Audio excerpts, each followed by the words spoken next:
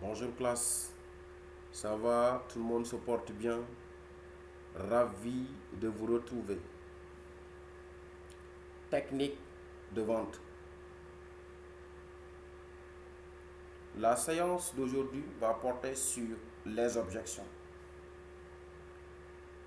Et dans mon exposé, je vais aborder trois questions essentielles, à savoir qu'est-ce qu'une objection, quelle attitude face aux objections et comment lever une objection. La proposition argumentée attire souvent une objection ou des objections. On peut comprendre par objection comme un réflexe normal de défense du client. C'est une façon pour lui de se donner de l'importance, d'essayer d'obtenir plus de précision, c'est-à-dire plus d'informations par rapport à la proposition ou aux propositions du vendeur.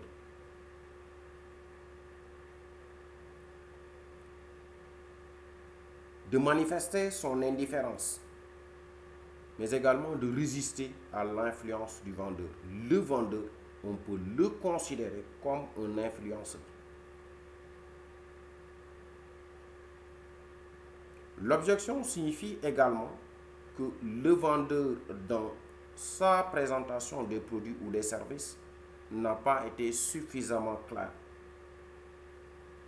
En somme, on peut comprendre par objection comme un comportement ou des comportements du client qui semblent s'opposer à notre démarche de communication à son égard. Et quand le vendeur traite mal les objections, les chances de conclure la vente sont minimes. Véritablement, les objections constituent des entraves pour l'équipe commerciale. Cela dit tout simplement que le vendeur doit se préparer sérieusement pour effectivement gérer les objections. En somme, le traitement des objections doit se faire avec tact. Les différentes catégories d'objections. Les objections apparaissent sous plusieurs formes. On distingue les objections sincères et fondées, les objections sincères et non fondées, les objections tactiques, les objections prétextes et les objections muettes. Sincère et fondé, c'est qu'il existe un déséquilibre entre le produit et les besoins du client. Le client, il est sincère dans sa démarche et l'objection est fondée. Une objection sincère et non fondée. Le produit ou les services répondent encore une fois aux exigences du client. Sauf que le client émet quelques doutes. Exemple, je ne suis pas convaincu. Les objections prétextes, c'est un désir de fuite. Le client ne souhaite pas s'entretenir avec le vendeur. Exemple, je suis un peu pris. Les objections tactiques, elles sont qualifiées de difficiles. Parce que le client essaie encore une fois d'apprécier les compétences du vendeur. Et les objections muettes,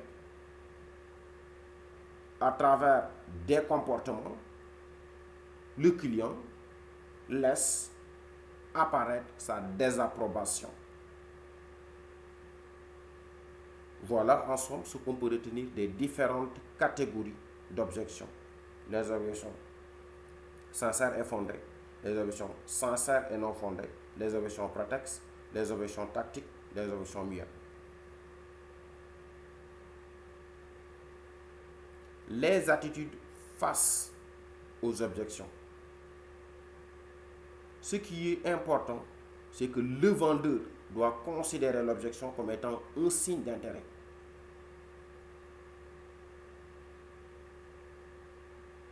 Il doit encore une fois laisser l'objection s'exprimer.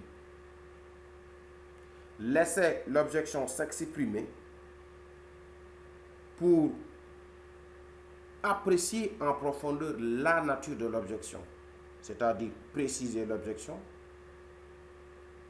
et apporter plus d'informations par rapport aux interrogations du client. Et quand l'on se réfère au modèle CRAC, donc le traitement des objections, il s'agira encore une fois de creuser l'objection, c'est-à-dire de cerner le client, de reformuler l'objection, c'est-à-dire d'apprécier en profondeur la nature, d'argumenter, c'est-à-dire de proposer des solutions, et maintenant de contrôler le prospect. Voilà en somme ce qu'on peut retenir des attitudes face aux objections. Merci tout le monde et on se reprend, Inch'Allah, la semaine prochaine.